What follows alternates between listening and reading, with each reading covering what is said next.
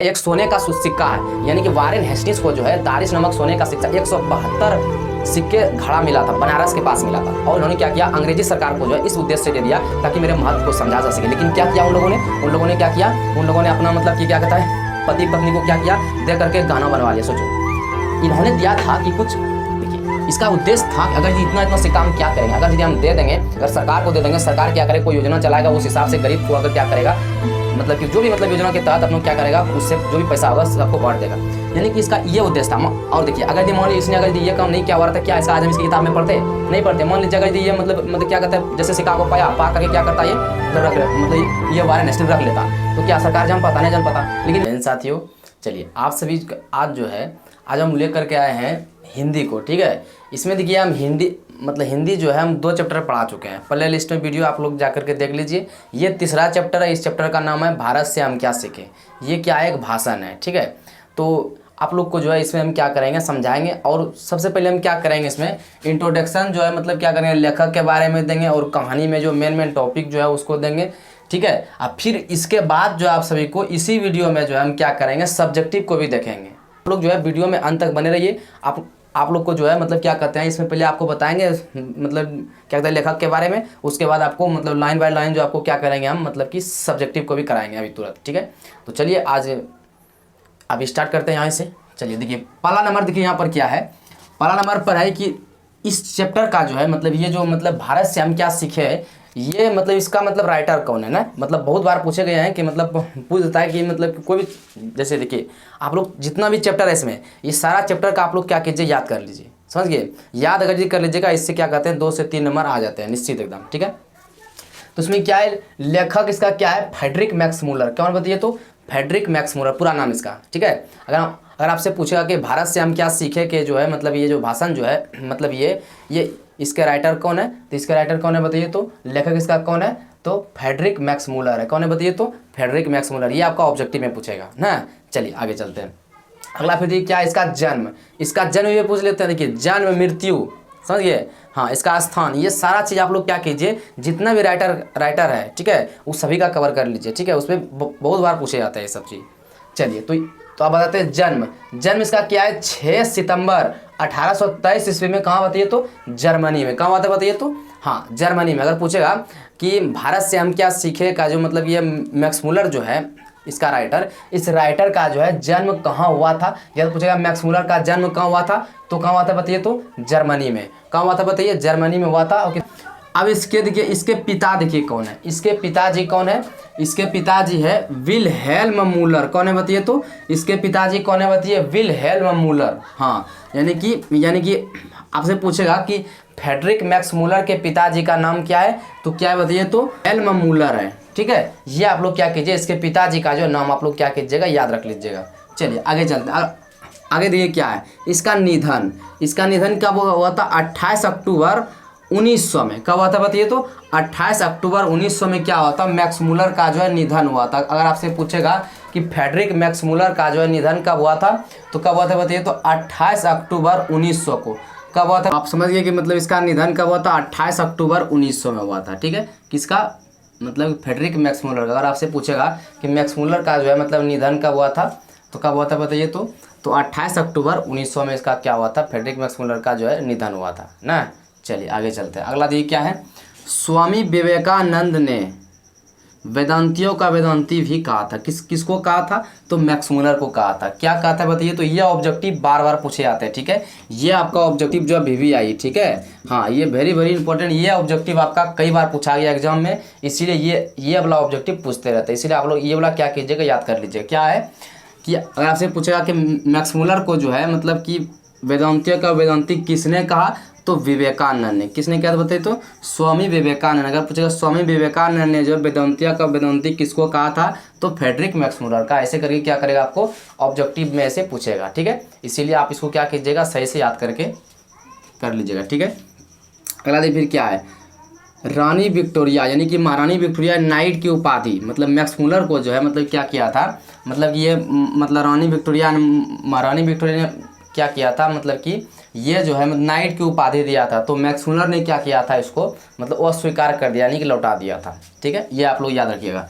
फिर अगला क्या है, मैक्स मूलर, सत्य भारत का दर्शन गांव में। देखिए मैक्स मूलर ने क्या कहा था इस कहानी में, मतलब ये जो कहानी जो है भारत से हम क्या सीखे, ये जो कहानी है इसका अर्थ क्या है, इसमें ये कहा गया कि सत्य भारत यानी सच्चे भारत का दर्शन कहाँ हो सकता है बताइए, तो गाँव में हो सकता है। कहाँ बताइए, हाँ गाँव में। देखिए क्यों होगा, अब अभी हम आपको क्या करेंगे सब्जेक्टिव में बताएंगे कि सच्चे भारत का दर्शन गांव में ही क्यों होता है, सारा चीज़ डिटेल में समझाएंगे, इसीलिए आप लोग वीडियो में अंत तक बने रहिए। चलिए देखिए क्या है, सत्य भारत का दर्शन कहाँ हो सकता है, गाँव में, यानी कि सच्चे भारत का दर्शन कहाँ हो सकता है बताइए, तो गाँव में ही हो सकता है। देखिए अगर आपसे पूछेगा एग्जाम में कि सच्चे भारत का दर्शन कहाँ हो सकता है, गाँव में, ये आपका ऑप्शन में रहेगा। ठीक है, चलिए ये चीज़ आप लोग समझ गए। अगला क्या है, भाषण, ये हिंदी, यानी कि इस कहानी का जो है, यानी कि ये जो भारत से हम क्या सीखे, ये भाषण का जो है हिंदी रूपांतर जो है किसने किया था, तो डॉक्टर भवानी शंकर त्रिवेदी ने। किसने किया था, इस कहानी का जो है ये मतलब कि हिंदी रूपांतर किसने किया था बताइए, तो डॉक्टर भवानी शंकर त्रिवेदी। ठीक है, अगर आपसे पूछेगा कि मतलब भारत से हम क्या सीखे, भाषण का जो है हिंदी रूपांतरण किसने किया था, तो डॉक्टर भवानी शंकर त्रिवेदी। किसने किया था ये बताइए, तो डॉक्टर भवानी शंकर त्रिवेदी ने ये क्या किया था, इसका जो है मतलब कि कहानी का जो है मतलब रूपांतरण किया था इस कहानी का ना। चलिए अगला देखिए क्या, अगला है दारिश। अब देखिए भाई ये दारिश क्या होता है, देखिए दारिश क्या होता है, ये दारिश जो है सोने का सिक्का इस कहानी में दर्शाया गया है।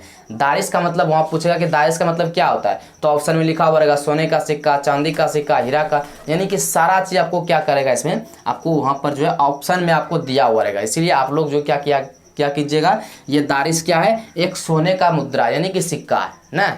चलिए आगे चलते हैं।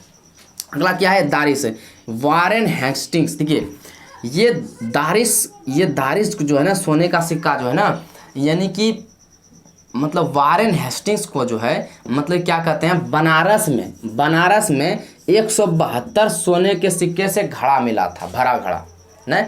देखिए ये जो मतलब ये जो दारिश है, ये दारिश जो है ये वारेन हेस्टिंग्स को, ठीक है, ये बनारस में जो ये जब जा रहे थे तो बनारस के पास जो है इसको 172 सोने के सिक्के से घड़ा मिला था। किसको मिला था ये बताइए, तो वारेन हेस्टिंग्स को। अगर आपसे पूछेगा कि मतलब वारेन हेस्टिंग्स को जो है मतलब 172 घड़ा सिक्का जो है कहाँ पर मिला था, तो बनारस के पास मिला था इसको, वारेन हेस्टिंग्स को।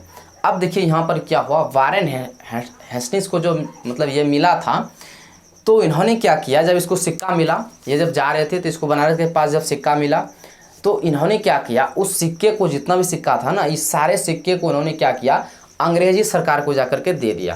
क्यों दे दिया, क्योंकि इसके महत्व को समझा जा सके।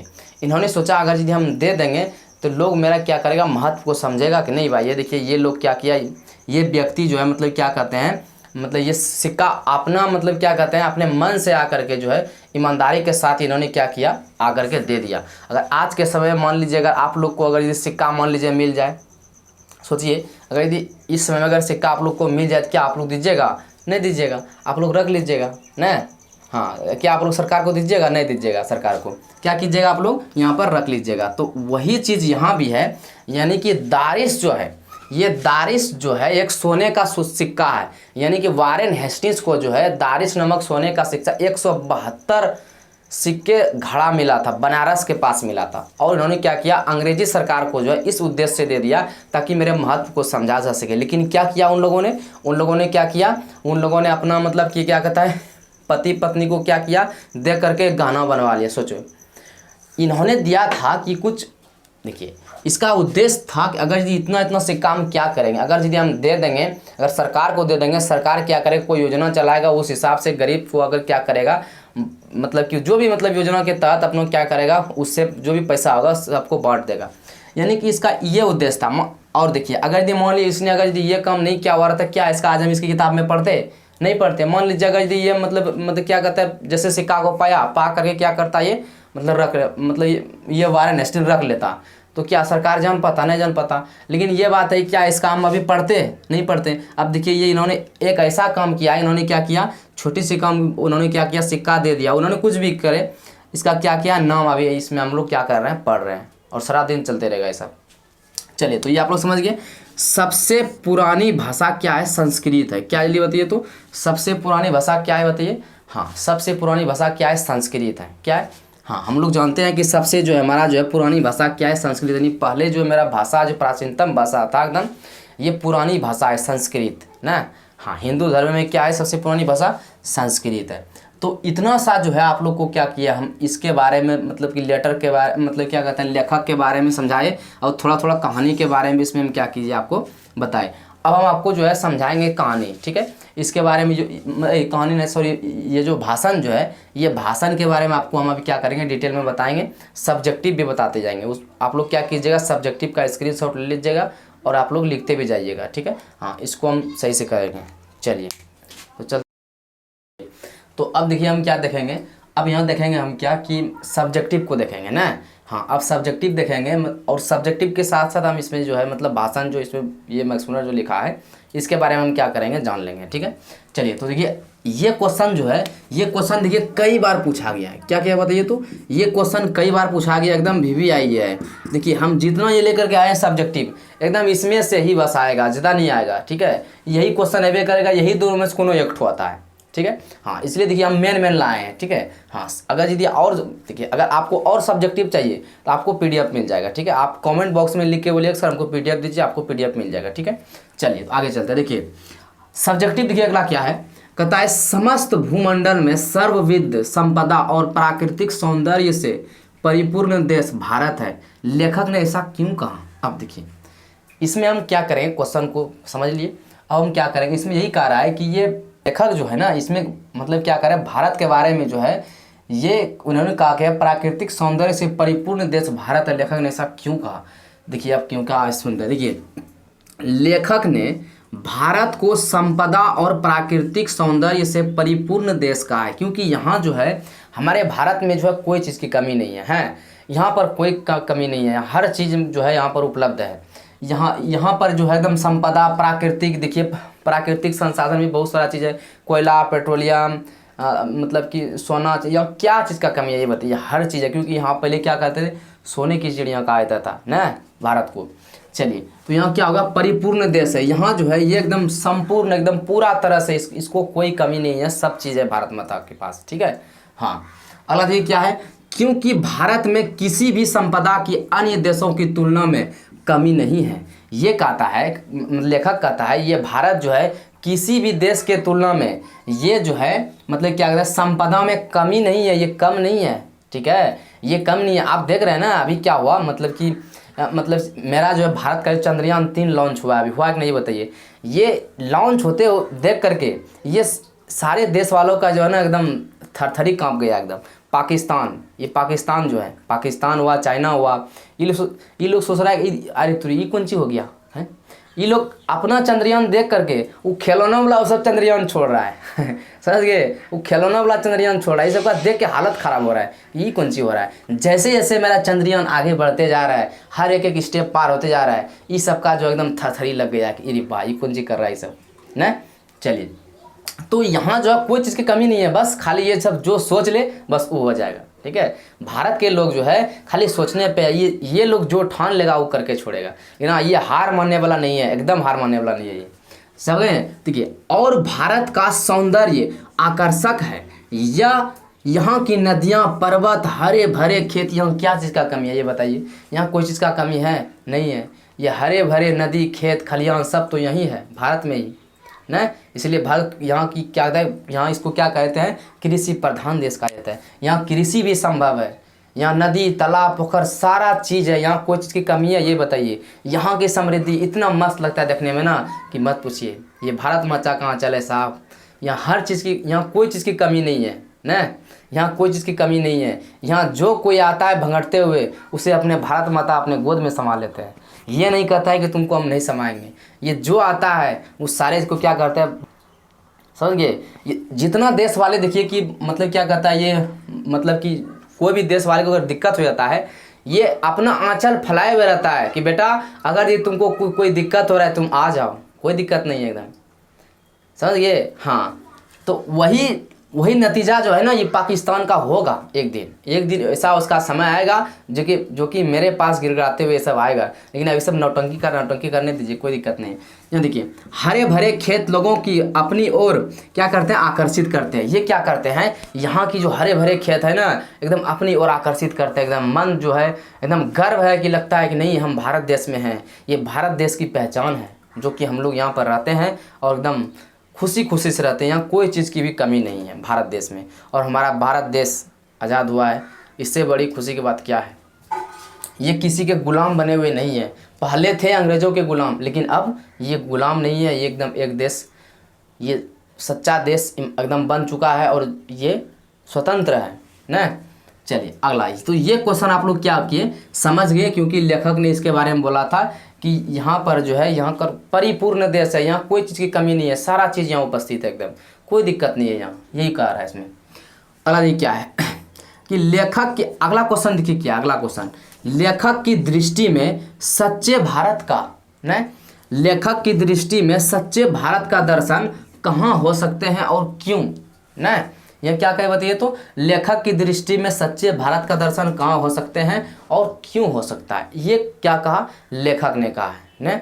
चलिए आगे देखिए, इसमें हम क्या कहते हैं, सुन इसमें क्या कहा, आंसर देखिए इसका क्या है। लेखक मैक्स मुलर के अनुसार सच्चे भारत का दर्शन ग्रामीण इलाकों में हो सकते हैं, सुनिए, हो सकते हैं, ना कि मुंबई दिल्ली जैसे शहरों में, क्योंकि भारत की असली संस्कृति ग्रामीणों में ही निहित है। देखिए लेखक ने कहा है, लेखक ने क्या कहा, देखिए लेखक मैक्स मुलर ने कहा है कि सच्चे भारत का दर्शन जो है ग्रामीणों इलाकों में ही हो सकता है, क्योंकि ग्रामीण परंपरा में जो है ना बहुत चीज़ देखने को मिलता है, शहर के तुलना में बहुत सारा चीज़ यहाँ जो है सही देखने को मिलता है। आप लोग यहाँ का कल्चर थोड़ा देख लीजिए, अगर यदि यहाँ का अगर यदि खान पीन में अगर आ जाते हैं, मान लीजिए किसी का हम ब्याह शादी ब्याह होता है, भोज होता है, तो उसमें शहर के तुलना में और गांव के तुलना में यहाँ देखिए क्या होते हैं, यहाँ मतलब कि जब भोजन जब करते हैं, कोई भी लोग आते हैं संबंधी, उसको बोलते हैं आइए, ये बैठिए बैठिए, यहाँ बैठिए बैठिए, हाँ कितना देर लगाए, कहाँ से, मतलब कि क्या होता है ना, इसको पूछते हैं, वो ना समझे, उसको पूछते हैं कि आप कहाँ से आए, मतलब कैसे आए, मतलब कि यानी कि उसको सारा चीज़ क्या करते हैं, हम पूछते हैं सही से। लेकिन आप हमको ये बताइए, क्या आप शहर में अगर यदि शहर में कौन सा सिस्टम, भोजन हो गया, बफा सिस्टम हो गया, हुआ कि नहीं हुआ, अब उस सिस्टम में क्या हुआ, कौन खाने के लिए गया, कौन भीख मांग के निकल गया, उसमें कोई देखने गया क्या, उसमें उसका आपको इज्जत मिलता है, हैं, उसमें आपको इज्जत नहीं मिलता है ना, उसमें कोई इज्जत नहीं मिलता। आप जाइए वो पत्ता लीजिए, आप भीख मांगते आइए, मतलब कि छेना खाइए, रसगुल्ला खाइए, इधर मतलब कि सब चीज़ आप खाते हुए भीख मांगते हुए खाइए उसमें, और उसमें आपको क्या घर वाला पूछा, आपको घर वाला पूछा कि कब आए नहीं आए, नहीं पूछा, आप जाइए खा के बस चुपचाप घर चले जाइए, उसमें कौन आया नहीं आया, घर वाला से कोई समझ नहीं हुआ। और यहाँ की परंपरा गाँव की परंपरा क्या है, एकदम पूछ पूछ के खिलाते हैं, और खाइएगा पूड़ी और खाइएगा रसगुल्ला, यानी इतना सारा इतना बढ़िया से यहाँ पूछ के खिलाते हैं। यहाँ की संस्कृति मस्त है एकदम ना, यहाँ की संस्कृति गजब है। और यहाँ देखिए शहर के तुलना में यहाँ मतलब ये भी तो हो गया, और यहाँ का वातावरण जो है ना, गांव का जो वातावरण है